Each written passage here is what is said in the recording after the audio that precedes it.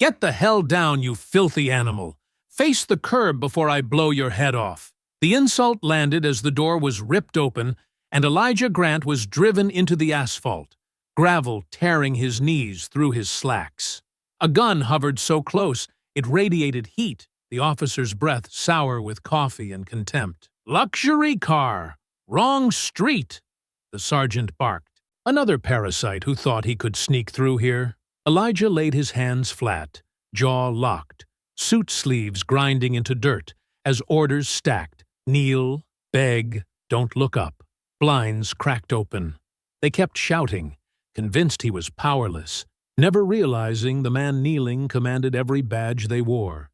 Before continuing, comment where in the world you are watching from, and make sure to subscribe, because tomorrow's story is one you can't miss. The pre-dawn silence of Maple Ridge Estates stretched across perfect lawns like a blanket.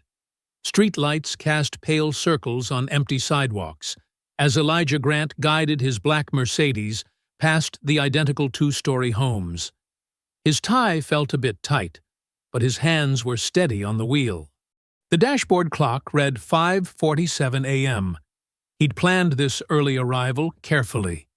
Time to settle in, review personnel files, and prepare for his first morning briefing as chief. 20 years of police work had taught him the value of quiet moments before major transitions. The rows of pristine houses blurred past his window. White columns, brick facades, and carefully trimmed hedges. Cookie-cutter affluence that screamed, "exclusive neighborhood." Elijah knew the type well. Places where certain people were expected to have a reason to be there. His reason was simple. He was their new police chief, whether they liked it or not. The gated entrance to Birchwood Drive loomed ahead, its decorative ironwork gleaming. Elijah slowed, checking his mirrors out of habit. That's when he saw them. Patrol lights erupting in his rear view, painting the pre-dawn street in angry reds and blues. His stomach tightened, but his expression didn't change. He signaled and pulled to the curb, positioning his car where the streetlight would illuminate the interior. Both hands moved to the top of the steering wheel, visible and still. Two officers approached aggressively, weapons already drawn. The taller one, Sergeant Brock Harlan, according to his nameplate, took the lead with his gun pointed directly at Elijah's head. Officer Devin Rudd flanked the passenger side, his stance tense and eager. "Hands where I can see them," Harlan bellowed, though Elijah's hands were already perfectly placed on the wheel. "Don't move!" "My hands are visible, officer," Elijah said calmly. "I'm headed to the station." "Shut up!" Harlan cut him off. "We got calls about a suspicious black male in a luxury vehicle casing homes in this neighborhood." Elijah noticed movement in his peripheral vision. A jogger had stopped at the corner, phone raised. Across the street, a woman stepped onto her porch, also recording. Perfect. Witnesses. "I'm not casing anything." Elijah kept his voice level. "I'm actually—" "Exit the vehicle slowly." Harlan's voice dripped with contempt. "Keep those hands up where we can see them." Elijah complied precisely, movements smooth and deliberate. The morning air felt cool on his face as he stepped out. His tailored suit caught the streetlight. Charcoal gray wool, crisp white shirt, blue silk tie. Not exactly typical burglar attire. "Turn around! Face the car!" Harlan grabbed Elijah's shoulder roughly, fingers digging in. "There's no need for—" Elijah started. "I said shut up!"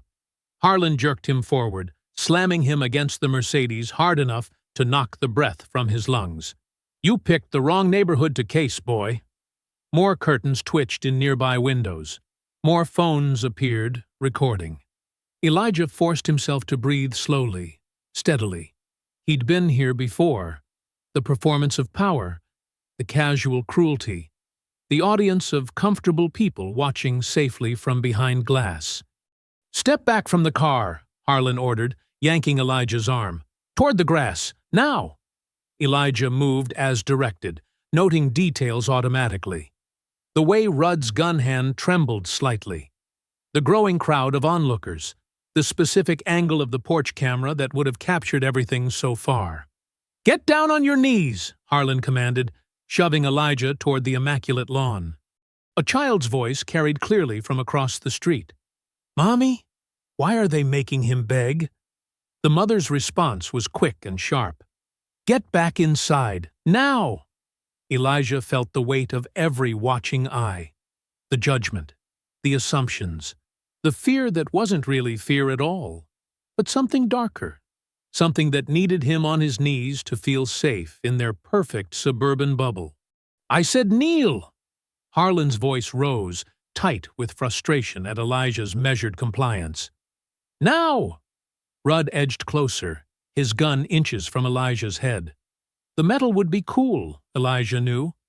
He could almost feel it against his skin, but he kept his breathing steady, his movements calm and precise. They wanted him to react, to give them an excuse. He wouldn't. The grass was wet with dew against his legs as Harlan forced him down. The sergeant's hand pressed heavily on his shoulder, making a show of dominance for their audience.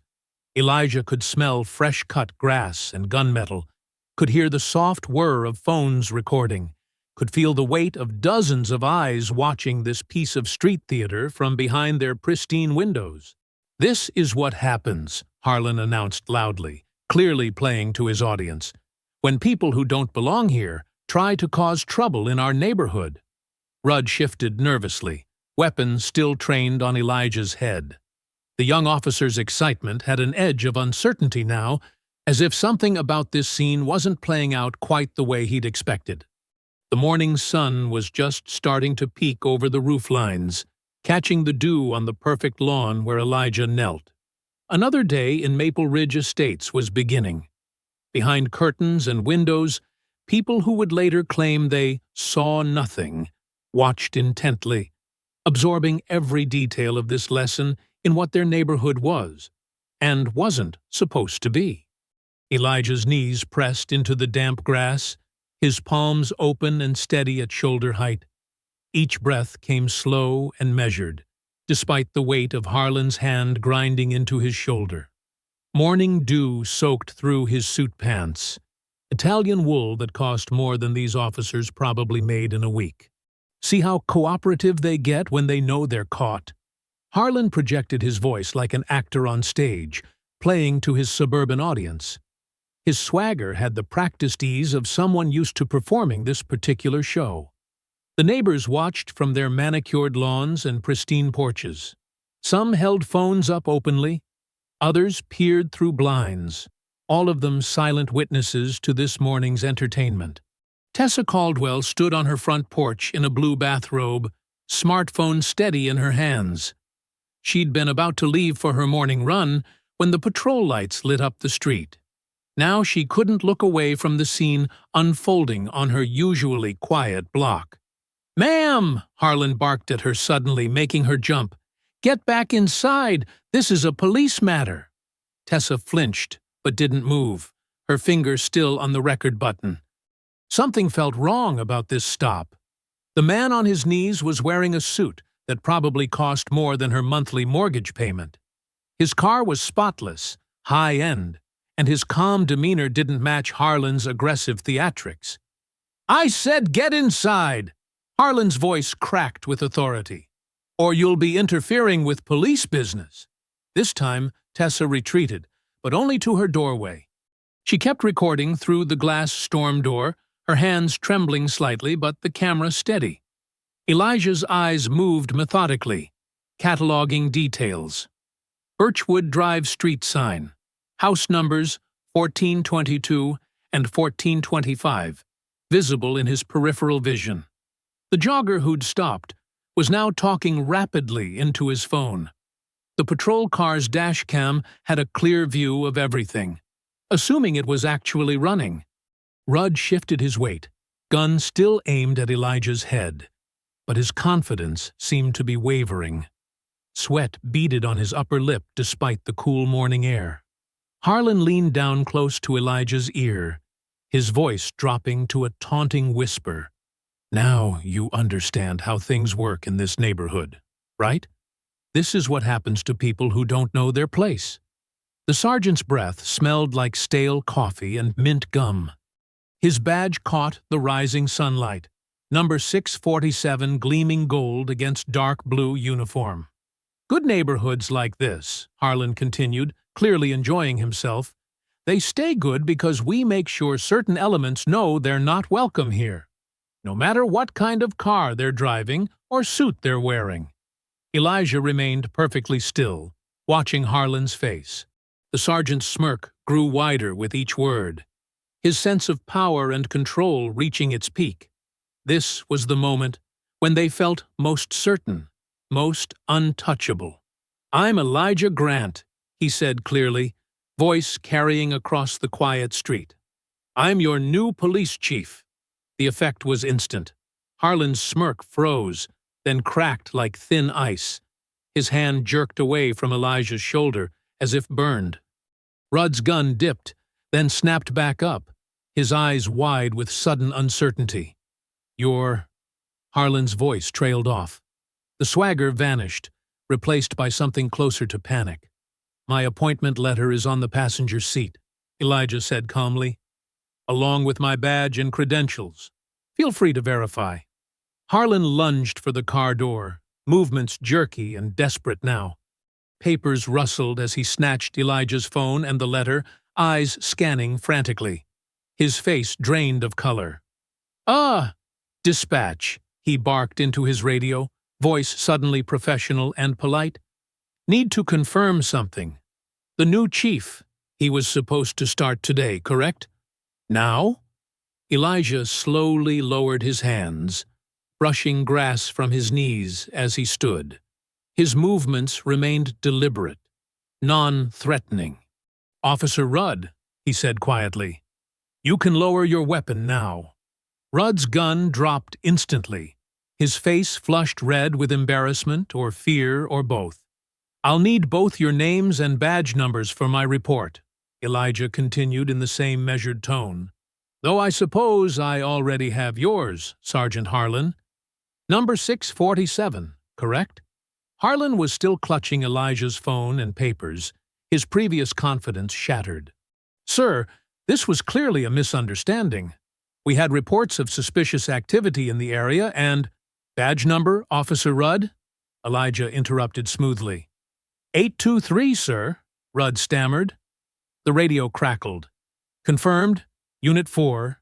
Chief Grant's start date is today. Do you need any other information?" "Negative. Dispatch," Harlan replied quickly, trying to salvage some semblance of professional tone. "Just a routine verification. Everything's fine here." Elijah noted the growing horror on both officers' faces as the full impact of their actions began to sink in.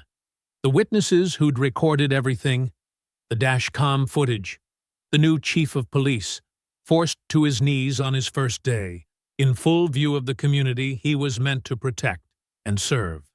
"My phone and papers, please, Sergeant," Elijah said, holding out his hand.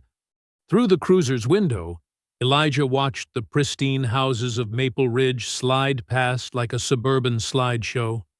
Each property looked carefully maintained, matching mailboxes, regulation height hedges, and lawns mowed in perfect diagonal stripes. From the back seat, he noticed how Harlan drove with one hand draped over the wheel, taking corners too fast, running stop signs like they were optional suggestions. The morning sun caught the gold wedding band on Harlan's finger as he adjusted the rearview mirror, angling it to watch Elijah. His earlier panic had settled into something harder, more calculated. "Beautiful neighborhood, isn't it, Chief?" Harlan's voice dripped with false courtesy. "Very exclusive, very particular about who belongs here." Elijah met his eyes in the mirror but didn't respond. He'd seen this pattern before. The subtle threats wrapped in polite small talk, the territorial marking disguised as friendly conversation. The station came into view, a modern building of glass and stone, designed to project authority while fitting into Maple Ridge's upscale aesthetic. Harlan pulled into a reserved spot near the entrance, engine idling. "Welcome home," he said with a smirk, finally unlocking the doors. Inside, the lobby bustled with morning shift change. Conversations died as Elijah entered, replaced by stares and whispers. Officers who moments ago had been laughing over coffee now stood straighter, uncertain how to handle this disruption to their routine. Captain Lyle Mercer descended the main stairs like he was stepping onto a stage. His uniform was perfectly pressed, his smile practiced and professional.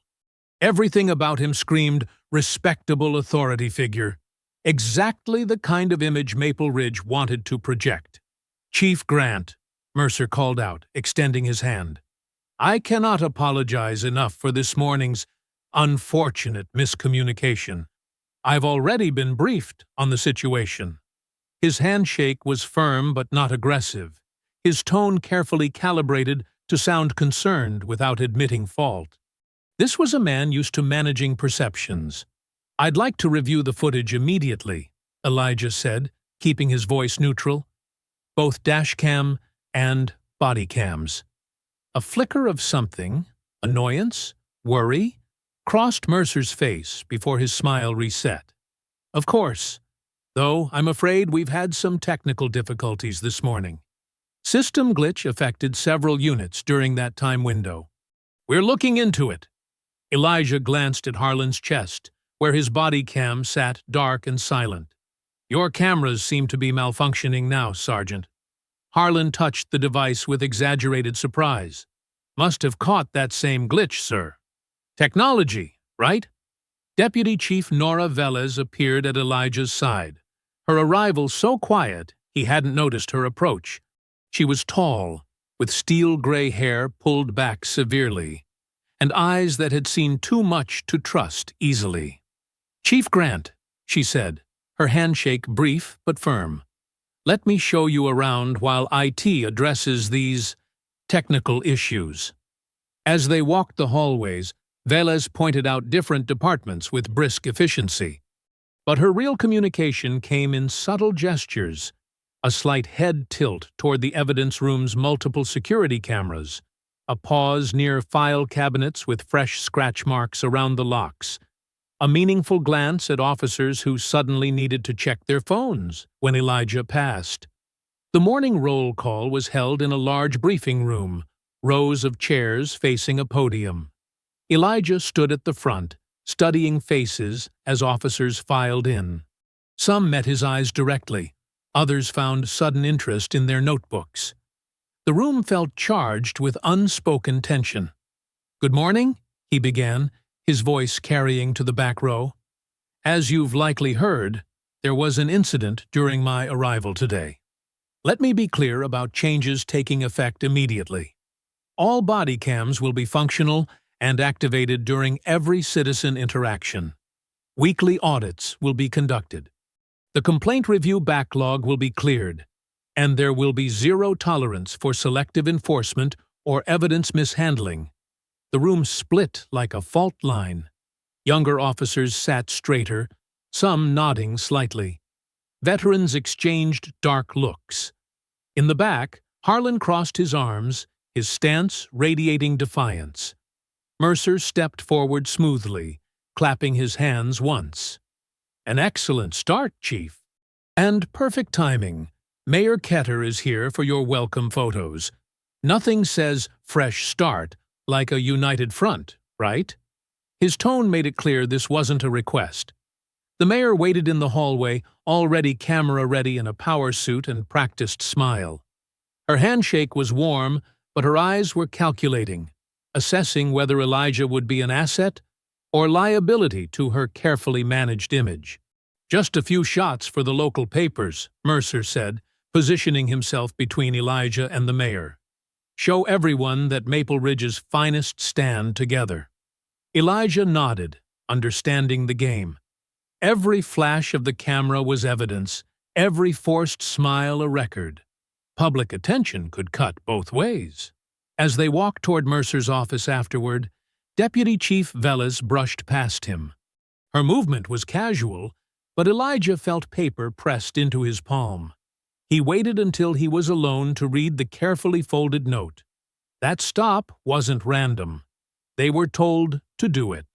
The sunset painted Maple Ridge's identical houses in shades of orange and purple as Elijah Grant entered his temporary rental home. The house felt hollow, barely furnished with basics from the department's relocation service. He caught his reflection in the entryway mirror while loosening his tie. A dark bruise was spreading across his collarbone where Harlan had grabbed him that morning. A soft knock at the door made him pause. Through the peephole, he saw Deputy Chief Nora Velez standing on his porch, clutching a worn manila folder to her chest. Her eyes scanned the street continuously, like someone used to watching their back. "Sorry to arrive unannounced," she said, when he opened the door. "But some conversation shouldn't happen at the station." Elijah ushered her into his sparse living room. A single lamp cast long shadows across moving boxes he hadn't unpacked yet. Nora declined his offer of coffee, instead spreading documents across his kitchen counter with efficient movements. "I've been keeping these at home," she explained, her voice low despite them being alone. "Started making copies years ago when files began disappearing. Complaint summaries, informal reports, notes from concerned officers who've since transferred out." Elijah studied the papers, dozens of incident reports, all following a pattern. Traffic stops concentrated around HOA zones, harassment complaints that vanished from official records, witness statements that went nowhere. "Look at the addresses," Nora pointed to a series of locations. "They target specific streets, ones near the fancy developments or country club. Anyone who doesn't fit their idea of who belongs here." She pulled out more papers, these ones showing dropped charges and dismissed cases. "They're smart about it. Make the stop, create fear, then usually drop charges later. But the message is sent. Most residents are too scared to file formal complaints anymore." Elijah nodded, remembering the faces watching from windows that morning. "How deep does this go?" "Deeper than just bad cops," Nora said. "Town council, HOA boards, business owners, they all benefit from keeping certain people out, making them feel unwelcome." She glanced at his bruise. "Or putting them in their place." Elijah reached for his phone, scrolling to find a number he'd researched before taking the job. Reverend Samuel Boyd had been leading his congregation in Maple Ridge for over 30 years. If anyone knew the community's true pulse, it would be him. As the phone rang, Nora organized the documents into neat piles. "Be careful who you trust, Chief. Even the ones who seem helpful might be reporting back." The Reverend answered on the third ring, his voice deep and steady. "Reverend Boyd speaking." "Reverend, this is Chief Grant. I was hoping we could meet somewhere private to discuss community concerns." "Ah, yes. I heard about your welcome this morning." There was a weight of understanding in his tone. "My church has a side office. Very quiet, very discreet." Before Elijah could respond, his phone buzzed with a text message. The image made his jaw tighten. A high-resolution photo of him kneeling on the curb that morning. The angle was perfect, professional, captured from a position no casual neighbor could have managed. The caption read, "We can make you kneel again." A second message followed immediately with his rental address, down to the house number. Nora saw his expression change. "What is it?" He showed her the messages. Her face hardened. "That's not from a patrol camera or bystander. That's surveillance quality." "They're letting me know they have eyes everywhere," Elijah said, his voice controlled despite the anger building in his chest. He turned back to his phone call. "Reverend, would tomorrow evening work?" They arranged a meeting time as Nora gathered her documents. Before leaving, she paused at the door. "They'll try to isolate you first, then discredit you. Then—" She didn't finish the sentence. Alone again, Elijah moved through the house methodically, checking windows and doors. The threatening texts weren't just intimidation. They were a message that the corruption went beyond rogue officers. This was about power structures, about who controlled this carefully manicured suburb's true face. He sat at his kitchen table, making notes in a fresh notebook. Step 1. Identify potential allies in the department. Officers who might be tired of looking the other way. Step 2. Begin implementing reforms that seemed reasonable on paper, but would expose patterns when properly documented. Step 3. Gather evidence quietly, building a case that couldn't be buried in missing paperwork. From his briefcase, he removed a small electronic device, a personal recorder designed to look like a typical pen. He'd purchased it after accepting the job, suspecting he might need backup documentation. As he installed a fresh battery, his thumb brushed over the activation switch. The night pressed against his windows, the street outside too quiet. Somewhere in this neighborhood, someone was watching his house, reporting his movements. They thought they'd hired a token figure, someone they could control through fear and isolation. Elijah checked the recorder's functionality, speaking softly into the silence of his kitchen. You wanted a symbol. You hired a storm. The next morning's darkness clung to Maple Ridge like a stubborn shadow. Elijah Grant pulled into the police station parking lot at 5:45 a.m., his headlights cutting through wisps of early fog. Deputy Chief Nora Velez waited by the side entrance, 2 coffee cups in hand, her expression tense but controlled. You're going to need this, she said, handing him a steaming cup. Word's already spreading about your audit plans. They walked through empty corridors, their footsteps echoing off institutional tile. The night shift officers glanced up as they passed, some nodding respectfully, others suddenly finding their paperwork fascinating. Elijah noticed how the morning crew started filtering in early. Unusual for this hour, but they were curious about their new chief's moves. In his office, Elijah spread out the initial audit documents while Nora closed the door. I've flagged the most suspicious patterns, she said, pointing to highlighted sections. Camera malfunctions that coincide with complaint times. Patrol logs with missing hours. Incident reports that contradict witness statements. Let's start with body cam compliance, Elijah said, logging into the department's system. Every working camera, every active officer. Captain Lyle Mercer appeared in the doorway like he'd been summoned, his smile practiced and gleaming. Chief Grant, good morning. I see you're diving right in. Captain, I'll need access to the equipment logs and maintenance records. Of course, of course. Mercer's tone was helpful, but his eyes were calculating. I'll have records process that request. Might take a few days. Standard procedure, you understand. The records are digital, Captain. Access should be immediate. True, but proper channels matter. Mercer's smile didn't waver, especially with such a thorough review. We want everything by the book. Throughout the morning, Elijah hit similar walls. Request forms disappeared into administrative black holes. Computer permissions required multiple authorizations. Even basic patrol data needed committee review before release. At 11:30, his phone buzzed with a message from Mayor Diane Ketter's office. The mayor requests your presence at Town Hall, 12:15 p.m. Select council members and community leaders will attend. The conference room gleamed with polished wood and artificial warmth. Ketter sat at the head of the table, surrounded by council members in business attire and HOA presidents with perfect manicures. Their welcome smiles didn't reach their eyes. Chief Grant, Ketter began, we're so pleased to have this opportunity for a proper introduction. Maple Ridge is a special community, delicate, built on certain standards. A council member, Anderson, according to his nameplate, nodded earnestly. Property values here reflect careful management, strict zoning, proper enforcement of community guidelines. We've worked hard to maintain order, another added, a woman wearing an HOA president badge.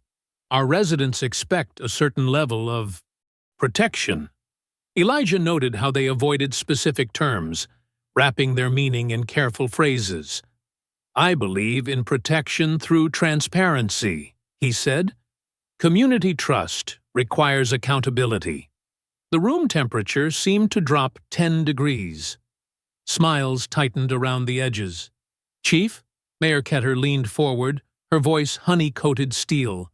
We selected you for your experience, your unique perspective. But rapid changes could create unnecessary tension. Unrest. Unrest, Elijah repeated carefully. Like requiring officers to keep their cameras on? Or processing citizen complaints properly? Now, Anderson cut in. Let's not get adversarial. We're all on the same side here. Are we? Elijah met each gaze around the table. Because I'm on the side of equal protection under law. No exceptions, no special treatment, no buried reports. Ketter's smile became brittle. Perhaps you misunderstand Maple Ridge's needs. We have a delicate balance here, a carefully maintained peace. Peace isn't the same as justice, Mayor. The meeting ended shortly after. Pleasantries stretched thin over obvious warnings. As Elijah walked out, Captain Mercer fell into step beside him. That could have gone smoother, Mercer said quietly. The Council has emergency review powers over department leadership. They can vote on your position if they feel you're moving too aggressively. The threat was clear. They'd hired Elijah as a symbol, a diversity checkbox to deflect criticism. Actually exercising authority wasn't part of the deal. The autumn afternoon had turned gray and cool by the time Elijah left Town Hall. He walked toward his car, mind already planning countermoves, when he noticed something wrong with the vehicle's profile. All 4 tires lay flat against the pavement, clean knife cuts visible in the sidewalls. Professional work, not random vandalism. A patrol car cruised past, rolling slowly enough for Elijah to see Harlan behind the wheel. The sergeant's face showed nothing as he watched Elijah standing beside his disabled vehicle, but his message was clear. Consequences had begun. Under the harsh glow of the street lamp, Elijah studied the clean, professional cuts in his tires. No random slashes or anger marks. This was calculated intimidation. He pulled out his phone and dialed for a tow truck, documenting the damage with photos from multiple angles. Nora's sedan pulled up 15 minutes later, her headlights cutting through the growing darkness. They're not even trying to hide it anymore, she said, as Elijah got in. Good, Elijah replied. The more obvious they are, the easier to prove patterns. Back at the station, Elijah strode straight to his office, Nora following close behind. He pulled up the department's personnel directory on his computer and clicked through to the tech division. We need Jasper Hale, he said. Young officer, works in IT. Clean record, no connections to Harlan's Circle. Nora nodded. Smart choice. He's been here less than a year. Not enough time to be corrupted. 20 minutes later, Jasper entered the office, looking nervous but determined. He was barely in his mid-20s, with quick eyes and restless hands that spoke of too many energy drinks. Officer Hale, Elijah said, I need a complete digital audit. Every traffic stop for the past 3 years. Cross-reference with civilian complaints, focusing on HOA zones and delivery routes. Sir, Jasper glanced at the door, then lowered his voice. Some of those records might be altered. I know. That's why I need original server logs, backup drives, anything that might still have unmodified data. While Jasper got to work, Nora led Elijah down to the basement. She unlocked a heavy door marked Archives and flipped on flickering fluorescent lights. The room smelled of old paper and dust. They didn't manage to destroy everything, she said, moving to a back corner. Some officers, good ones who left or were pushed out, they made copies, kept records just in case someone finally wanted the truth. They spent the next 2 hours sorting through files.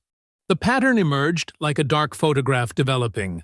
Black delivery drivers stopped repeatedly near HOA zones, contractors pulled over leaving job sites, visiting relatives questioned for suspicious behavior.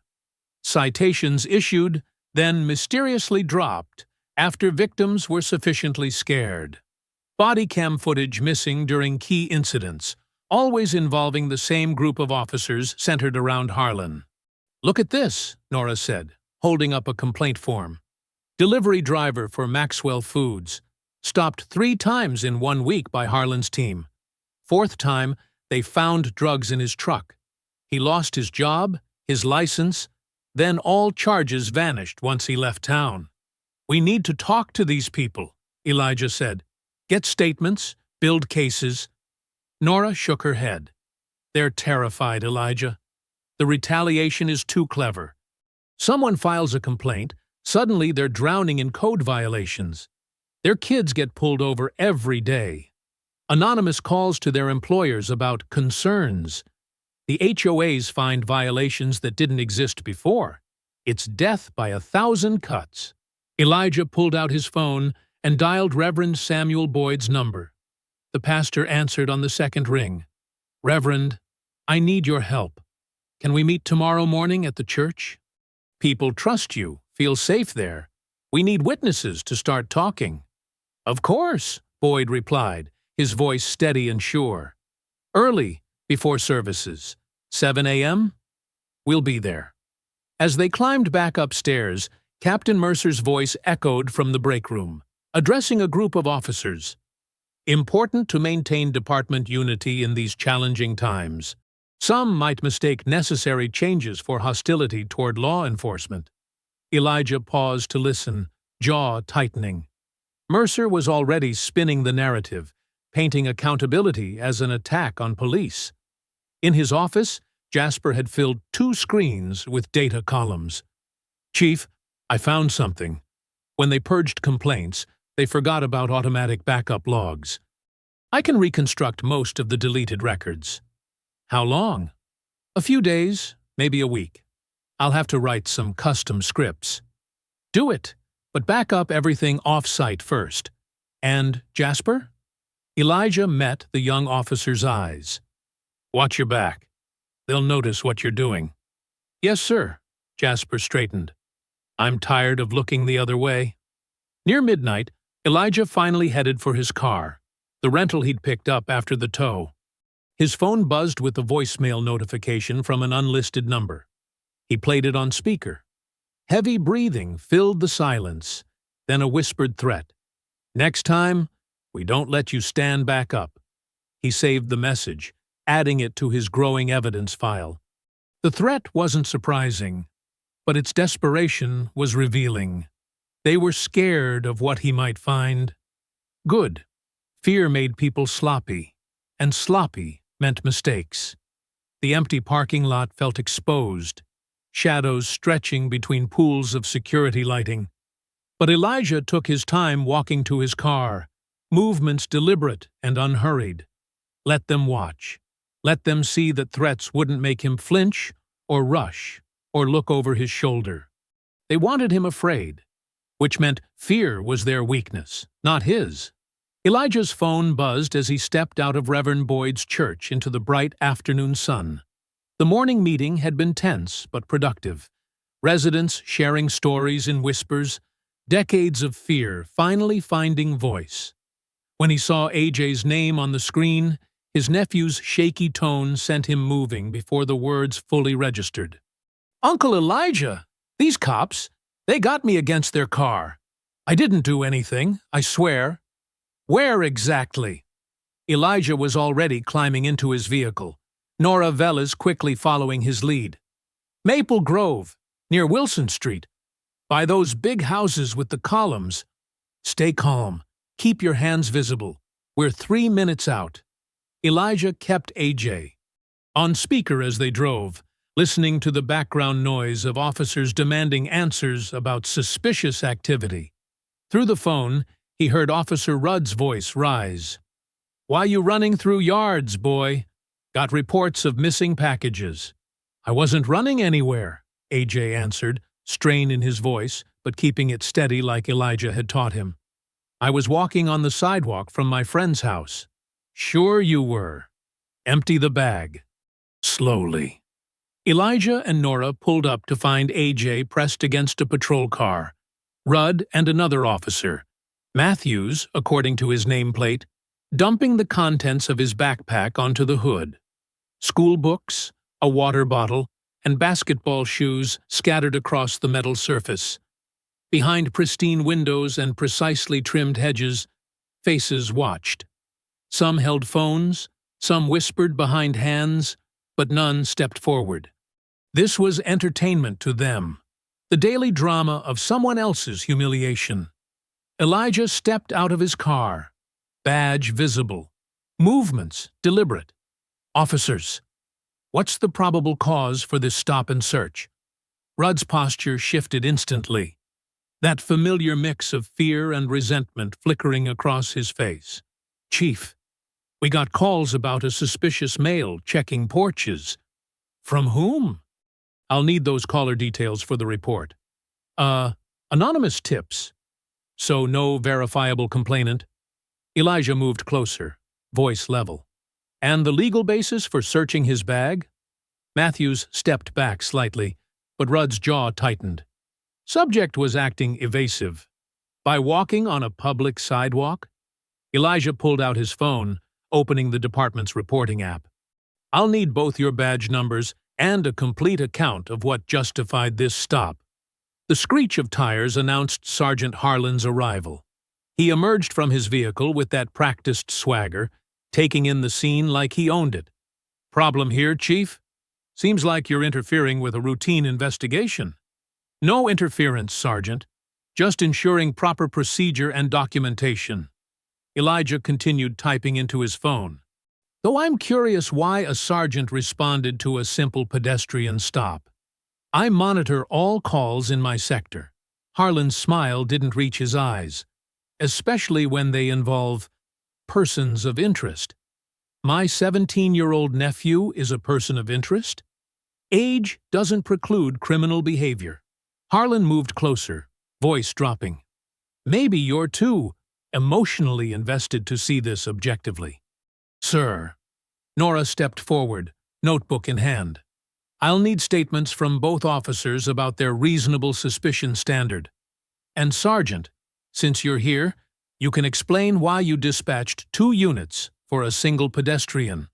A small crowd had gathered now, joggers suddenly needing water breaks, dog walkers finding fascinating spots to linger, phones recorded discreetly and not so discreetly. Harlan noticed the attention and shifted tactics. Look, clearly, this was a misunderstanding. He gestured at AJ's scattered belongings. Just doing our job, checking things out. No harm done. No harm? Elijah's voice remained steady, but his eyes locked onto Harlan's. You stopped and searched a minor without cause, created a public spectacle, and violated department policy on reasonable suspicion. That's not no harm. That's a documented incident requiring review. Rudd started shoving AJ's belongings back into the backpack. Suddenly clumsy. Matthews found somewhere else to look. Harlan's smile turned brittle. You're free to go, Harlan told AJ, making it sound like a threat. Consider this a warning about staying where you belong. Oh, he belongs right here, Elijah said quietly. And this stop will be fully investigated, not buried. Nora, please get Officer Rudd and Matthews's statement details. I want their narrative on record before it changes. The gathered crowd began dispersing as Nora collected information and Elijah photographed the scene.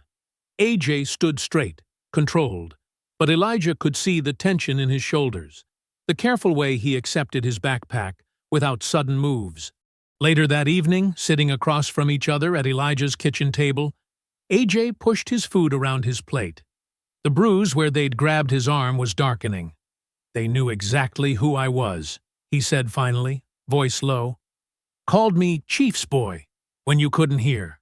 Said I should tell you to watch yourself. Look at me.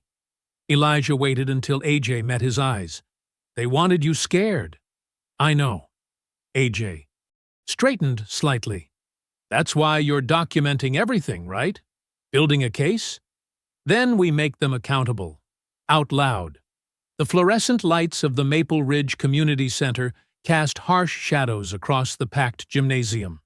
Fold-out tables lined the walls, laden with neighborhood watch pamphlets and Support Your Police merchandise. Mayor Diane Ketter worked the crowd with practiced charm, her camera-ready smile never wavering as she posed between Captain Lyle Mercer and a row of crisp uniforms. Elijah Grant stood near the back, watching. He noted how Brock Harlan moved through the space like a local celebrity, accepting handshakes and backslaps from residents who clearly saw him as their personal protector. The same residents who'd watched silently that morning as AJ was harassed on their perfect sidewalks.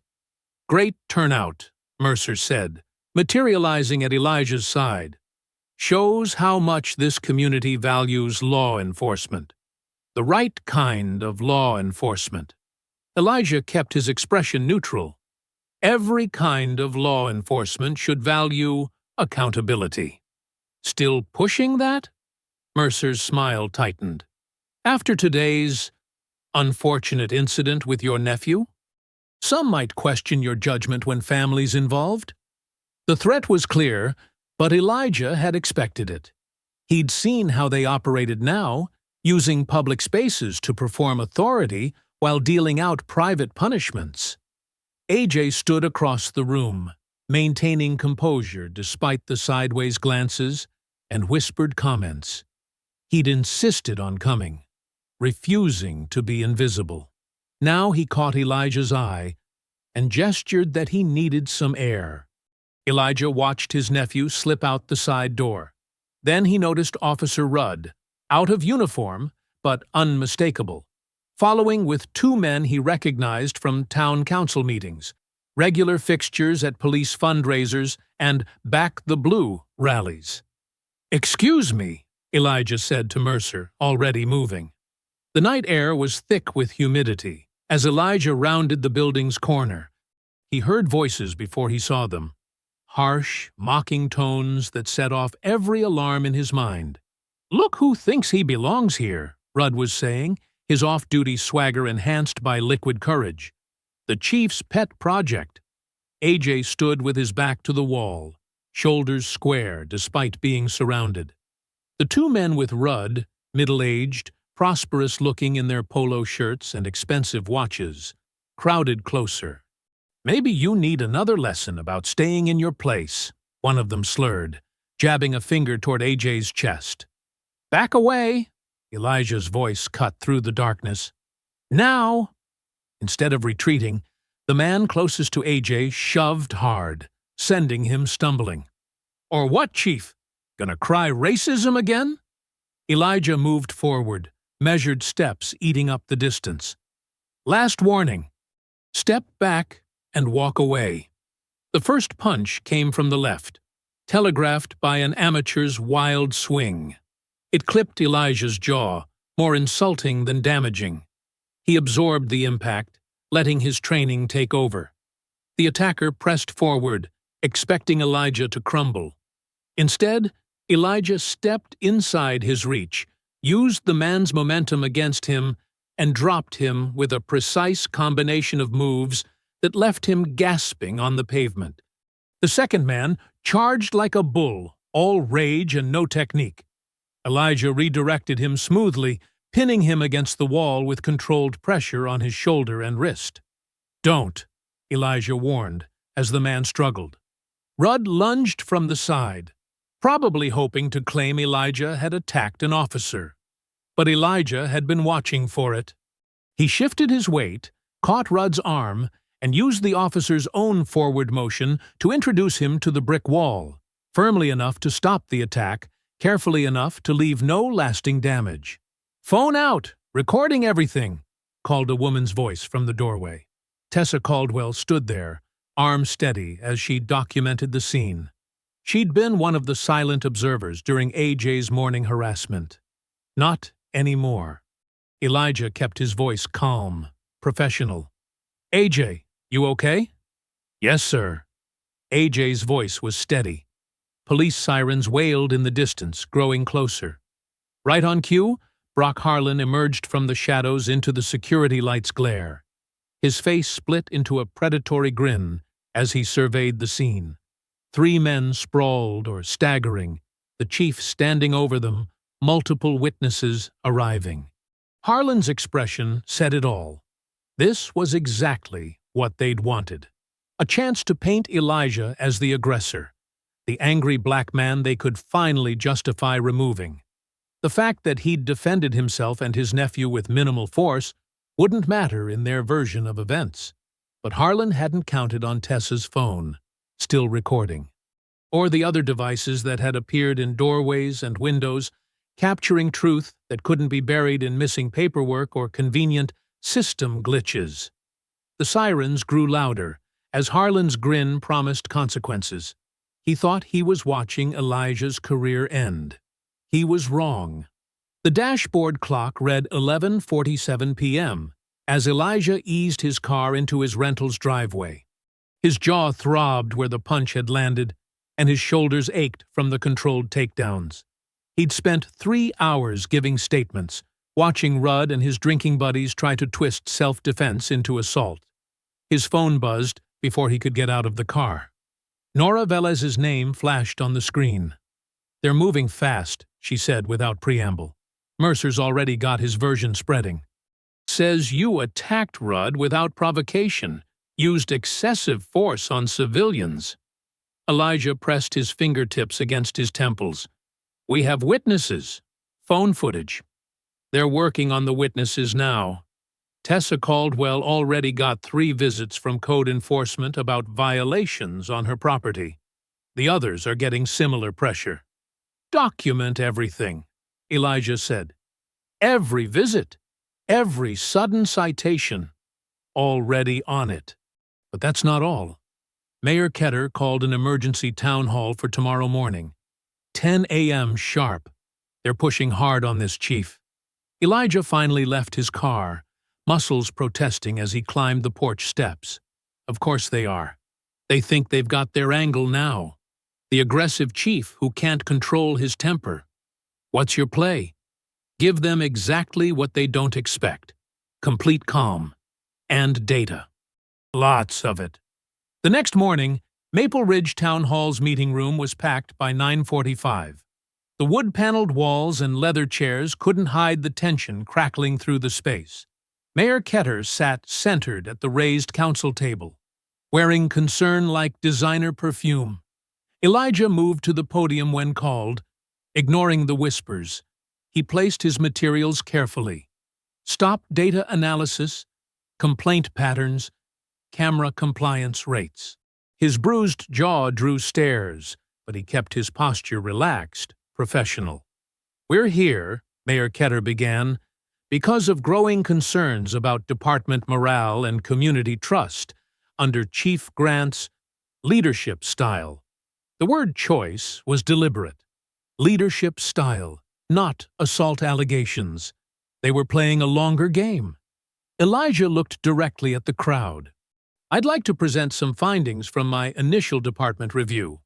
This isn't really the forum for—" Ketter started. "Actually, it's exactly the forum." Elijah's voice carried without raising. Public oversight of public servants. He displayed his first chart. Traffic stops clustered around HOA zones, targeting patterns clear as fingerprints. In the past year, Black and Hispanic drivers were 9 times more likely to be stopped in these neighborhoods. 90% of those stops showed no probable cause. Howard Matthews, head of the largest HOA, stood up. "We have standards in our communities.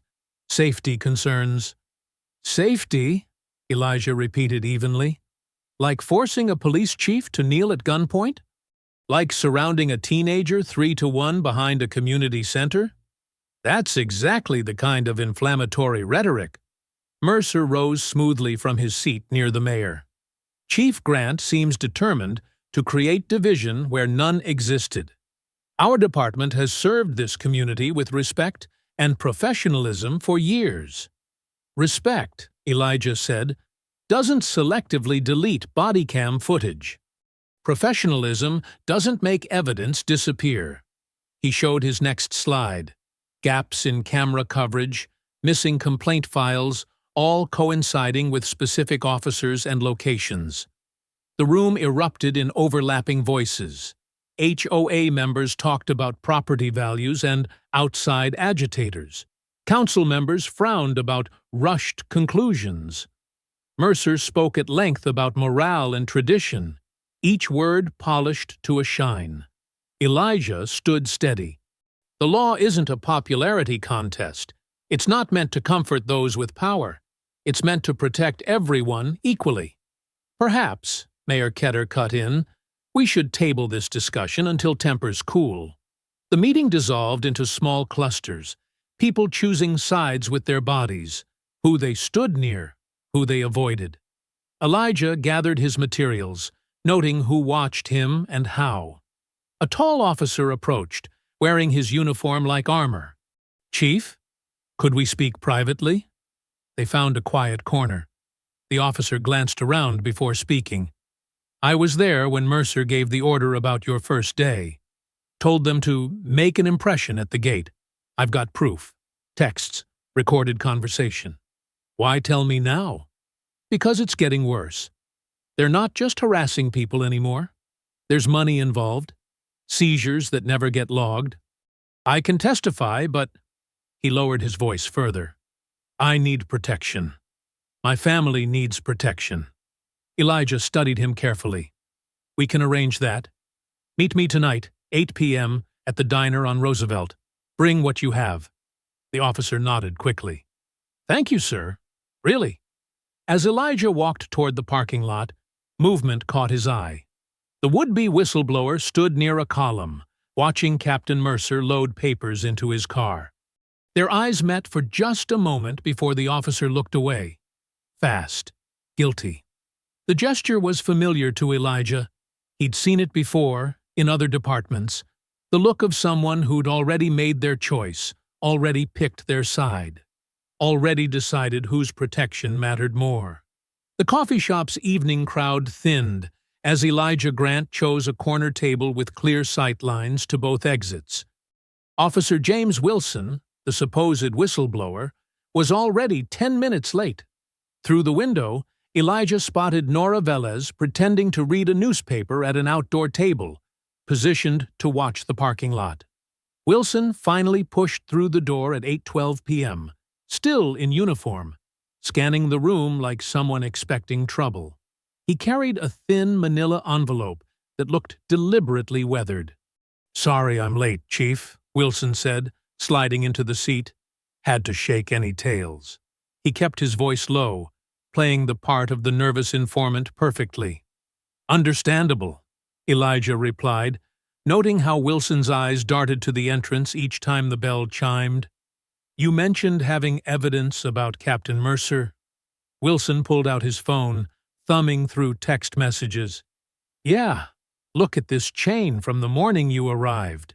Mercer telling us to greet you at the gate, making jokes about putting you in your place." The texts looked genuine enough, but something felt off about their timing. Too neat, too perfectly incriminating. Wilson leaned forward, dropping his voice further. "There's more. The seizure money I mentioned. They've got a whole system. Certain stops, certain neighborhoods. The cash disappears before it hits the evidence room." "How long has this been happening?" Elijah asked, watching Wilson's face. "Months, maybe years. But listen."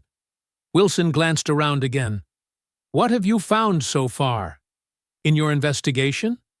Any other officers talking?" And there it was, the real purpose of this meeting. Elijah kept his expression neutral. "We're still gathering information. Following proper channels."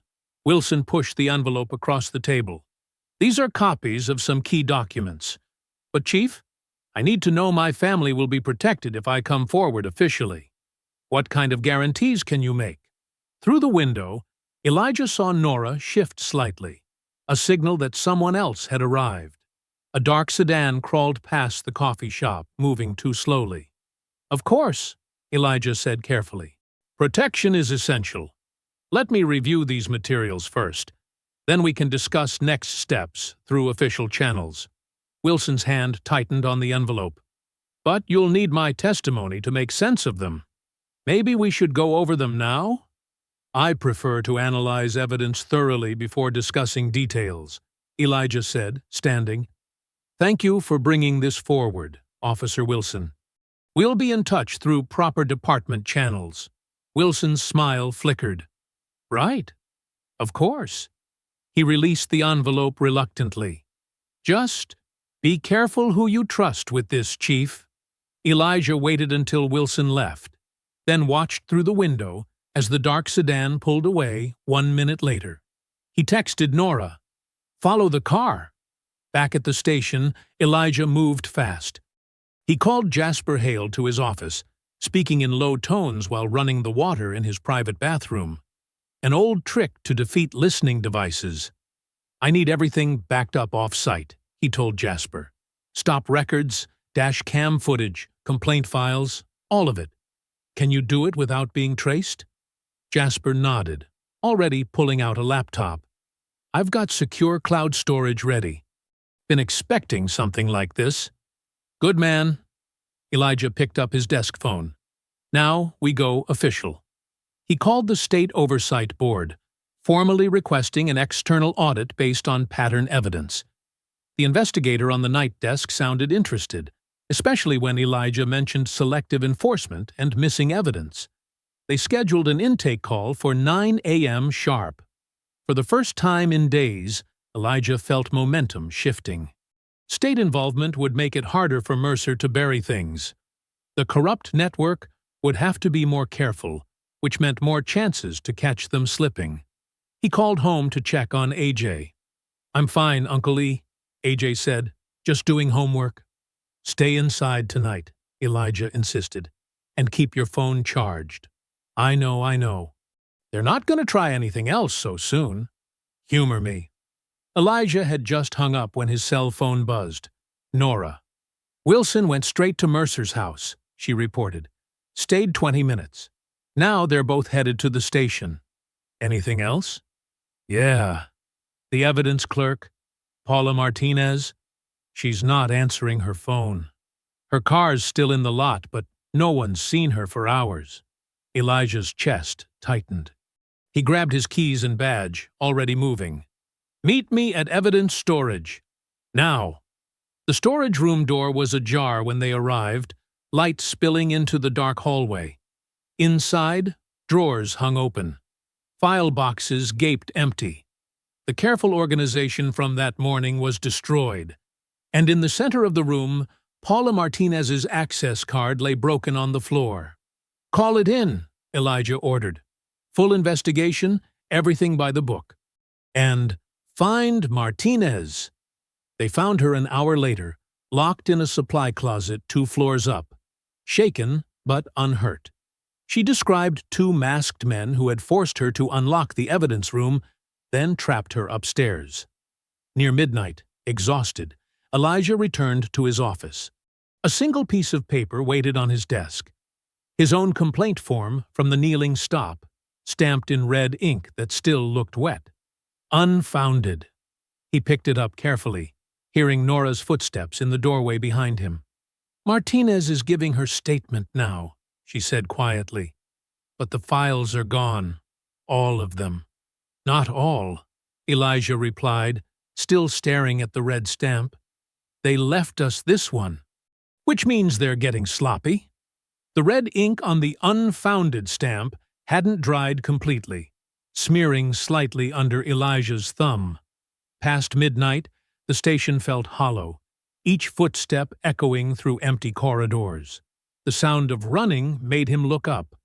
Nora Velez burst through his office door, her face tight with urgency. "The access logs," she said, slightly out of breath. "Someone altered them." They erased 2 hours of entries between 8 p.m. and 10 p.m. Replace them with routine patrols. Elijah placed the complaint form carefully on his desk. Paula Martinez, how is she? Shaken but stable. Giving her statement to Internal Affairs now. Nora closed the door behind her. She says the men knew exactly what files to take. This wasn't random. Of course not. Elijah stood, pacing the small office. They're eliminating evidence before the state team arrives. The whistleblower meeting was just to keep me distracted. Heavy footsteps approached from the hallway. Captain Lyle Mercer appeared in the doorway, his silver hair perfect even at this hour, his smile practiced and cold. Quite a situation we have here, Mercer said smoothly. But don't worry. It's being handled. Handled? Elijah turned to face him. A clerk was assaulted. Evidence was stolen. I'm calling state oversight right now. That won't be necessary. Mercer's smile didn't waver. This is an internal matter requiring proper procedure. Besides, the mayor has called an emergency council session for dawn. All other actions need to wait until after that meeting. This isn't about procedure, Elijah said. This is obstruction. Careful, Chief. Mercer's voice hardened slightly. Making accusations without evidence. That could be seen as creating a hostile work environment. Nora stepped forward. We have Martinez's statement. From a clerk who was admittedly trapped in a closet for hours? Mercer raised an eyebrow. Hardly reliable. Now, if you'll excuse me, I need to prepare my report for the council. After Mercer left, Elijah checked his watch. 12:45 a.m. Go home, Nora. Get some rest. We'll need clear heads in the morning. You should rest too, she said. But her expression said she knew he wouldn't. Elijah drove home first, parking quietly in the driveway. Inside, he found AJ asleep on the couch, history textbook still open on his chest. Elijah carefully removed the book and draped a blanket over his nephew, studying the young man's face. In sleep, AJ looked younger, more vulnerable, a reminder of everything at stake. At 5:30 a.m., Elijah parked near Town Hall.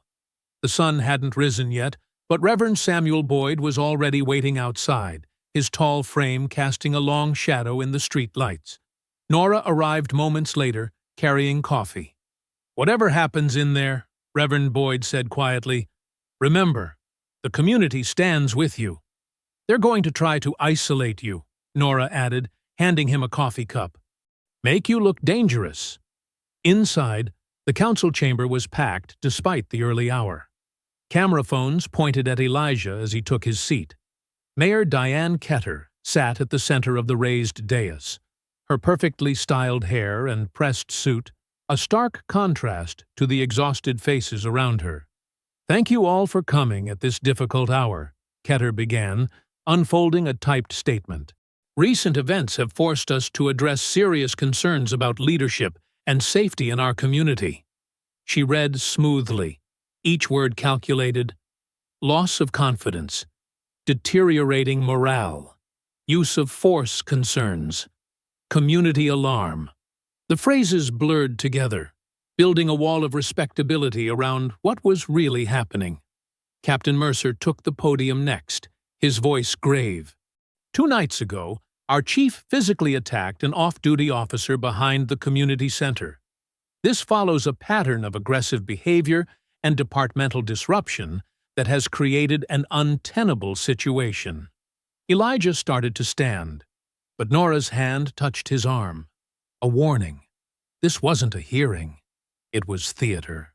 Therefore, Mayor Ketter continued, effective immediately, Chief Grant is placed on administrative suspension pending full investigation. During this period, he is barred from entering the police station or accessing any departmental resources. The room erupted in murmurs. Phones kept recording. Elijah remained seated, his face carefully neutral, even as his pulse thundered in his ears. He noticed Wilson, the fake whistleblower, smirking from the back row. Additionally, Ketter said, given the seriousness of these concerns, we've appointed Captain Mercer as acting chief. until this matter is resolved. Near 11 a.m., Elijah walked out of town hall into harsh sunlight. Cameras flashed. Reporters shouted questions. He kept his stride measured, dignified, even as Mercer appeared beside him. The captain leaned close, voice barely a whisper. "You'll learn how Maple Ridge trains its chiefs." Afternoon sun filtered through the blinds of Elijah's rental home, casting striped shadows across the living room floor. AJ sat on the couch, his shoulders tense despite his casual posture. Nora Velez stood by the window, occasionally peeking through the slats. "Another pass," she muttered, as a patrol car crept by, moving slower than necessary. "Third time in an hour." Elijah watched his nephew pretend to focus on his phone. AJ's fingers tapped restlessly on the screen, his jaw tight. "You sure you're okay?" Elijah asked. "I'm fine, Uncle E." AJ forced a smile that didn't reach his eyes. "Really? Just homework stress?" But Elijah saw the truth in how AJ's gaze kept drifting to the window, in the way he flinched slightly at every passing car. The morning's council meeting had shaken more than just Elijah's position. It had threatened the fragile sense of safety they'd been building. "Mercer's already working the internal channels," Nora said, moving away from the window. "He's calling mandatory briefings, probably spinning the narrative. Anyone who might back your version of events will be isolated, pressured." "What about Paula Martinez?" Elijah asked. "The evidence clerk? Suddenly on administrative leave for a paperwork discrepancy from last month." Nora's voice was bitter. Convenient timing. Elijah pulled out his personal phone, not the department-issued one they could monitor, and dialed the state oversight number. After several transfers and holds, he finally reached investigator Sarah Ramirez. "We can meet tomorrow at 9 a.m., Ramirez said. "Neutral location, the state office building downtown. Bring any documentation you have." "I'll be there," Elijah confirmed, writing down the details. By late afternoon, the kitchen was empty except for some crackers and juice. AJ needed real food, and they couldn't hide in the house forever. "Quick grocery run," Elijah announced. "We'll stay in public spaces, minimize risk." The nearest supermarket was 10 minutes away. They took Elijah's car, with AJ riding shotgun. The store's fluorescent lights and normal activity felt almost surreal after the tension of the day. They filled their cart with basics: bread, milk, pasta, vegetables. AJ started to relax slightly, even joked about Elijah's healthy food choices. The sun was setting as they loaded groceries into the trunk. AJ pushed the cart back while Elijah started the car. Everything felt manageable for a moment. Then red and blue lights exploded in the rearview mirror. Elijah's hands tightened on the wheel as he pulled over carefully. AJ returned and slipped into the passenger seat just as Sergeant Brock Harlan approached, flashlight beams sweeping aggressively across their faces. "License and registration," Harlan demanded, his tone dripping with false authority. "Your brake light's out." Elijah knew his lights were fine. He'd checked them that morning out of habit. He handed over his documents without comment, keeping his movements slow and visible. Harlan studied the paperwork longer than necessary. Then his flashlight beam settled on AJ. A slow, cruel smile spread across his face. "Well, look who it is. Step out of the vehicle, son." "Why?" Elijah asked calmly. "What's the reason?" "Officer safety," Harlan snapped. "Don't make this difficult." He yanked AJ's door open. AJ looked at Elijah, fear flickering across his face before he masked it. Elijah gave him a slight nod. "Stay calm. We'll handle this." AJ stepped out slowly, hands visible. Harlan roughly spun AJ around, shoving him against the car. Hands on the roof, feet back. His pat-down was aggressive, theatrical. Then he reached into AJ's jacket pocket and pulled out a small plastic bag. Elijah's stomach dropped. He'd never seen those pills before, and he knew AJ hadn't either. "Well, well," Harlan announced loudly. What do we have here? Looks like illegal substances to me. He dangled the bag with exaggerated concern. Such a shame. Turn around, hands behind your back. Those aren't mine. AJ protested, his voice steady despite his trembling hands. You know they're not mine. Harlan roughly cuffed him, tightening the metal until AJ winced. Save it for booking. You have the right to remain silent. Elijah stepped out of the car. This is a plant, and you know it. Stay back, Harlan warned, one hand on his weapon. You're suspended, remember? No interfering with police business. 2 more patrol cars arrived, lights flashing. Curious shoppers gathered at a distance, phones recording. Elijah stood helpless as they put AJ in the back of a cruiser, his nephew's face a mask of forced composure.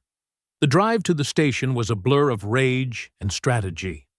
Elijah parked in the public lot, watching AJ being led inside through the Sally Port.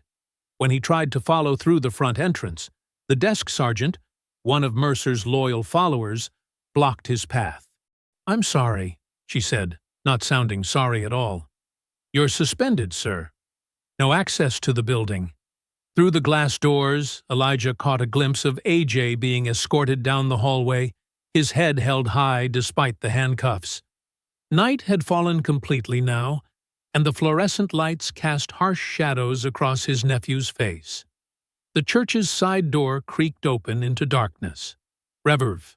Samuel Boyd ushered Elijah Grant and Nora Velas inside quickly, checking the empty parking lot before locking up behind them. Their footsteps echoed in the silent sanctuary as they made their way to the basement stairs.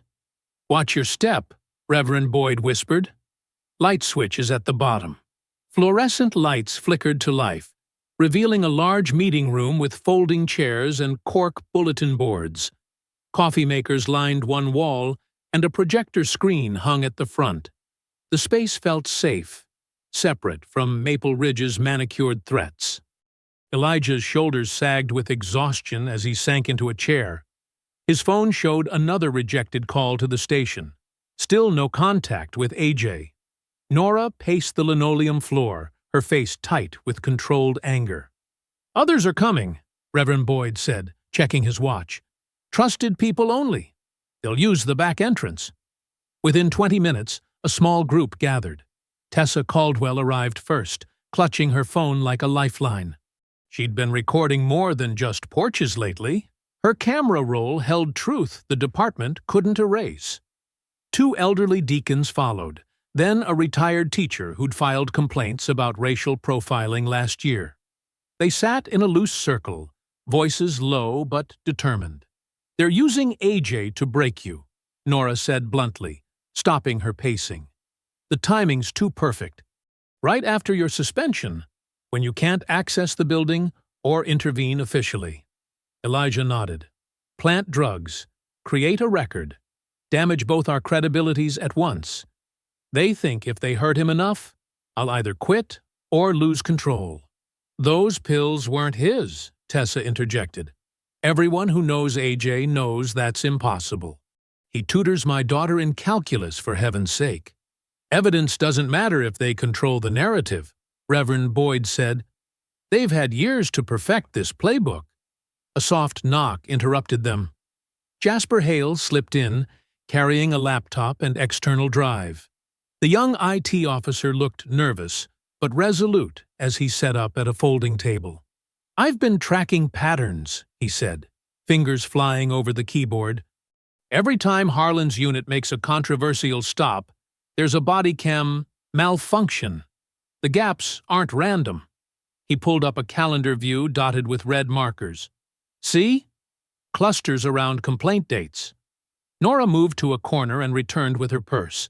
She withdrew a thick manila envelope, sealed with evidence tape. I started making copies 3 years ago, she said quietly, after they buried the Thompson family's complaint. Kept everything off-site, dated and notarized. She spread documents across the table. Complaint summaries, patrol logs, internal memos with damning margins notes. Years of paper truth they thought they'd erased. "There's more," Elijah said. He reached into his jacket and produced a small recording device, no larger than a pen. After the kneeling stop, I knew they'd try to control the narrative, so I started documenting everything. Every meeting, every casual threat in the hallway. Tessa pulled up the original kneeling video on her phone. The image was sharp, damning. Harlan's swagger, the gun at Elijah's head, the casual cruelty of power unchecked. "I have the community center footage too," she added. "Shows exactly who swung first." Reverend Boyd grabbed a notepad.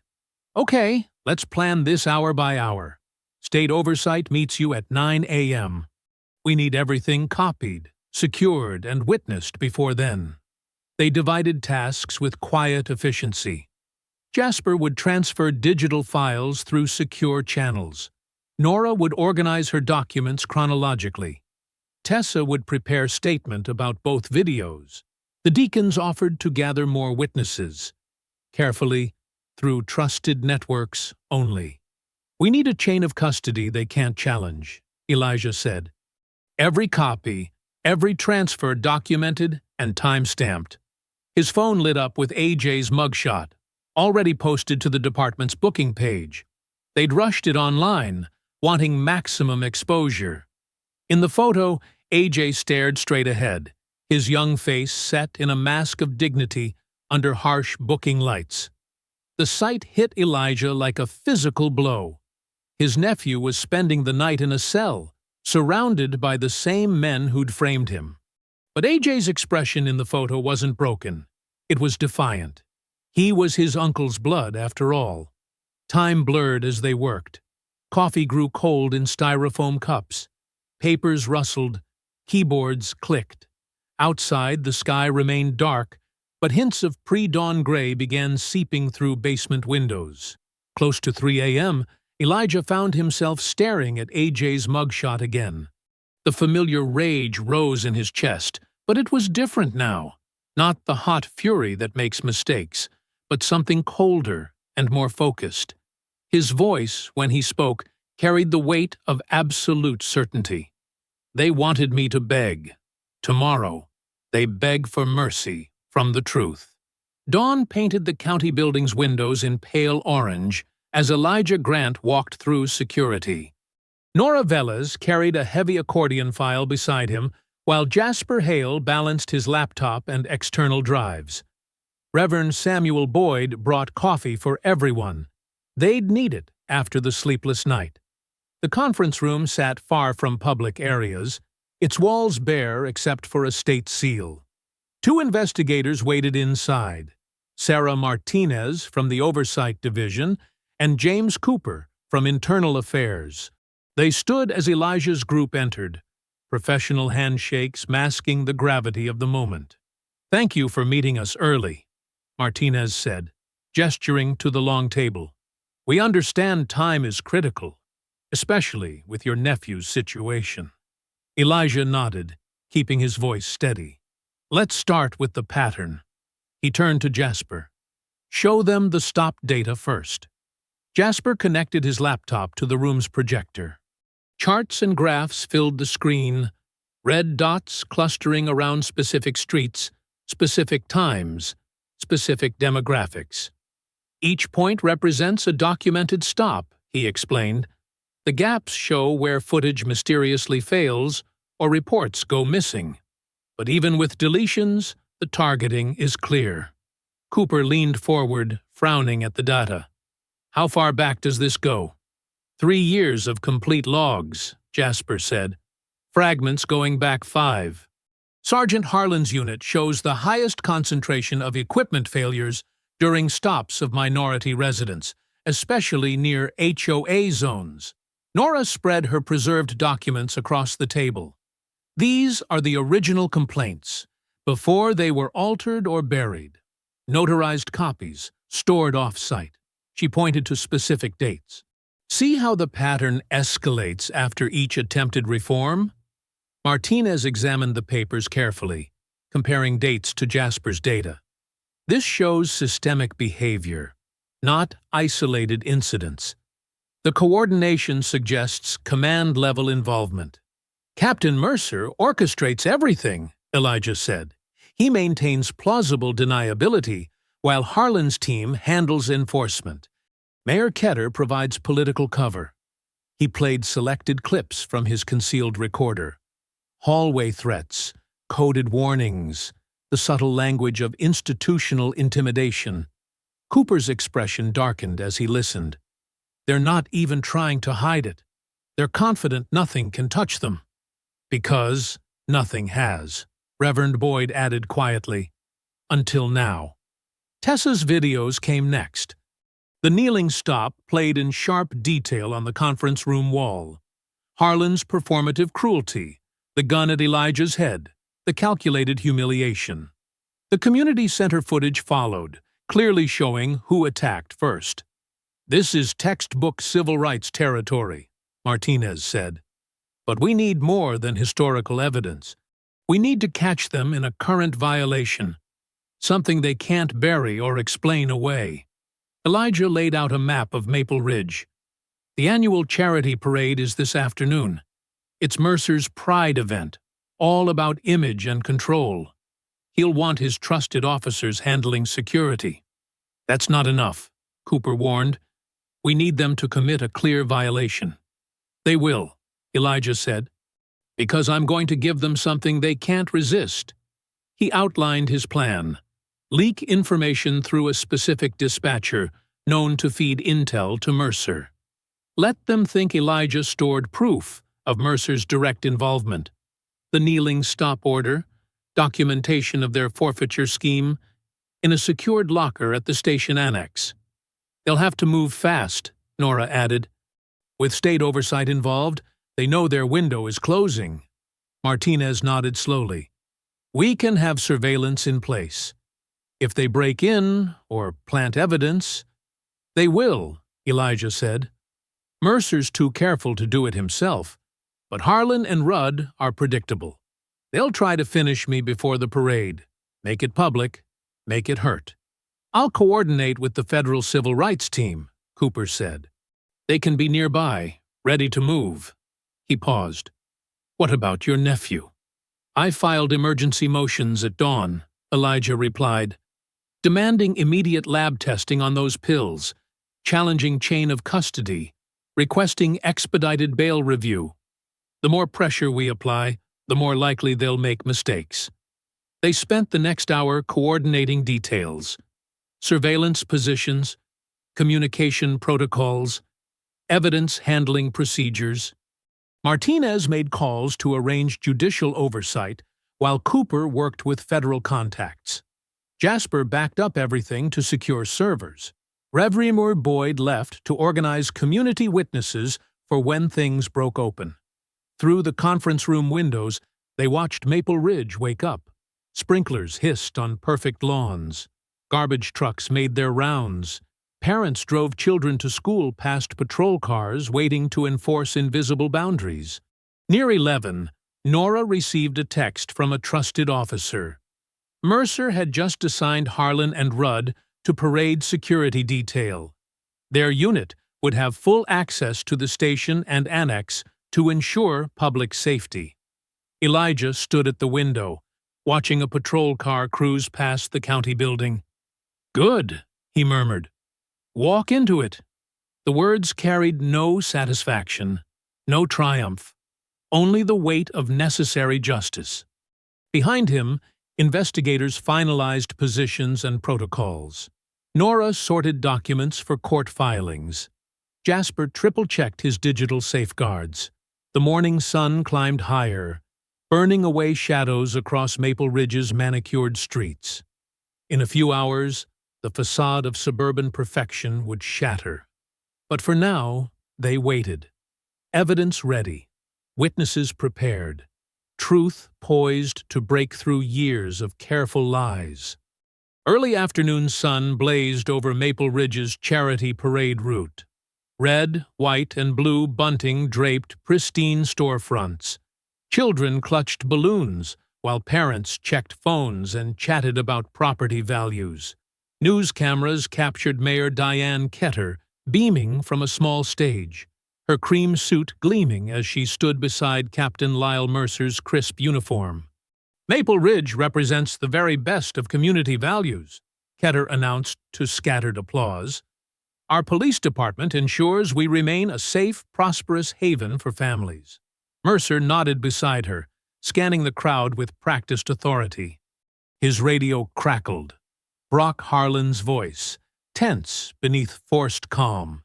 "Captain, approaching the annex now for security sweep."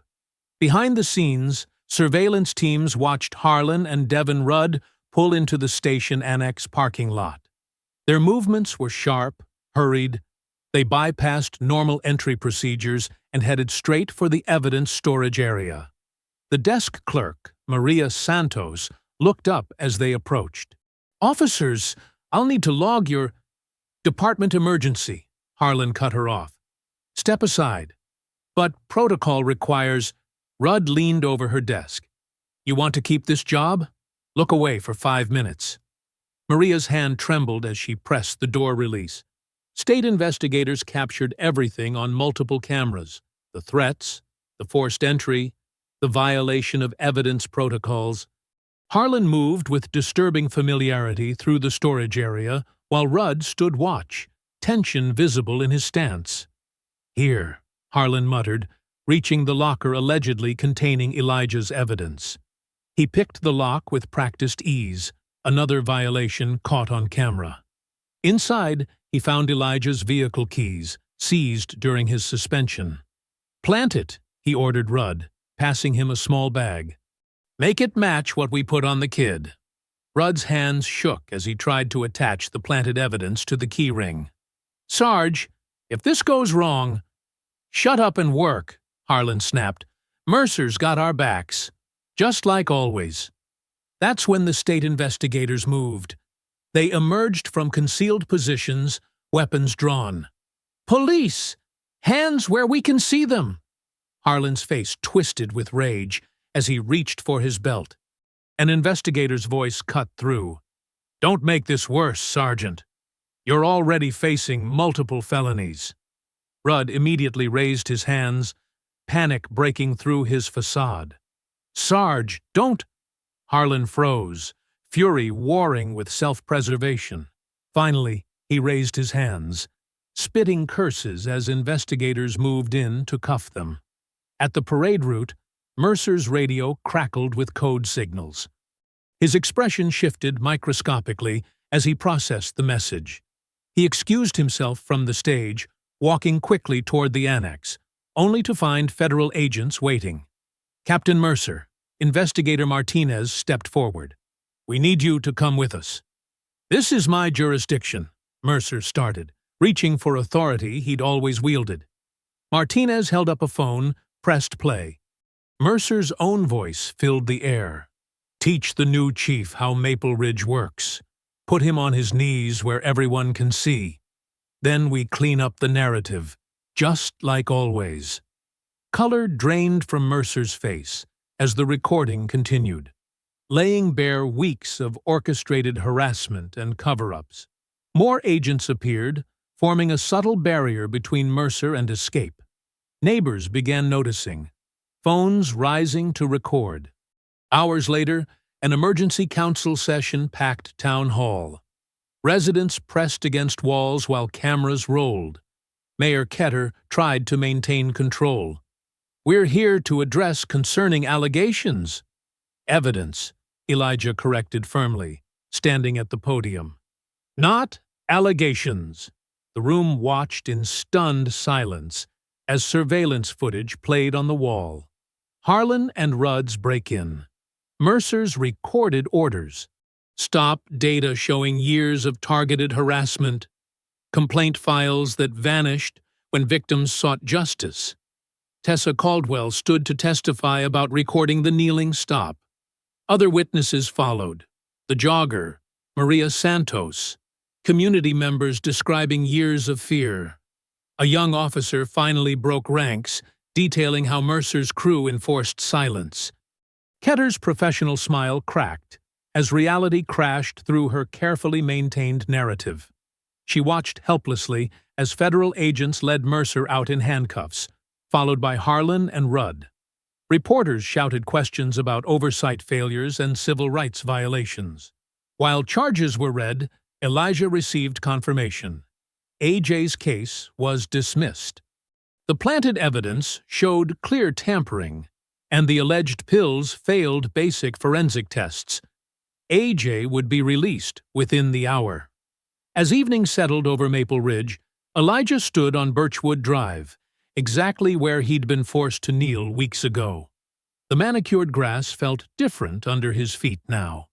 He took out his chief's badge, not a symbol of permission anymore, but a promise of accountability. Neighbors emerged from their homes, no longer hiding behind curtains. They watched as patrol cars carried Mercer and Harlan away, the corrupt officers looking suddenly small in the open air. Their power, built on fear and silence, dissolved under community witness. Mrs. Zhang from across the street walked over, the same woman who'd pulled her child away during the kneeling incident. "Chief Grant," she said softly, "I'm sorry I didn't speak up before. If you enjoyed the story, leave a like to support my channel and subscribe so that you do not miss out on the next one. On the screen, I have picked 2 special stories just for you. Have a wonderful day."